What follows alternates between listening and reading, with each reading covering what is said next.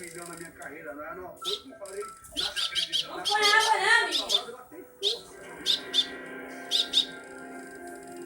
Eu estou vendo que você está muito emocionado e essa vai ser a grande oportunidade do Brasil te ver. Do Brasil saber como que você está, porque muita gente ligava lá. Quando eu comecei a resgatar os artistas, muita gente ligou.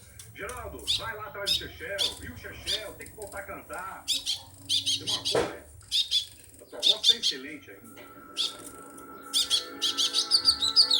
Você tem mágoa de algum cantor, de alguma pessoa? Não tenho mágoa de ninguém, porque eu acho que o maior pecado do ser humano é a mágoa, é o ódio. Eu tenho sim, como eu falei, eu não esperava que um ídolo que marcou uma época pudesse ser tratado de palavras desconfortáveis, deselegante, agressiva. O que te falaram na época que doeu?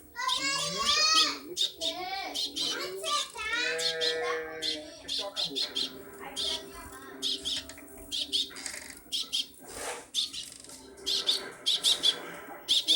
Doeu muito, mas é isso mesmo. O importante está, uma prova daqui que a gente está vivo, o coração está batendo, a voz está cantando muito. Com 41 anos, um cara de menino, fazendo o povo todo do Brasil sorrir com minha linda voz, a minha levanta e a minha humildade.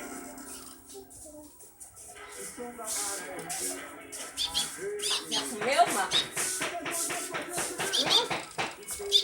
Não. Ah, não dá, meu bom. Vamos. Peraí.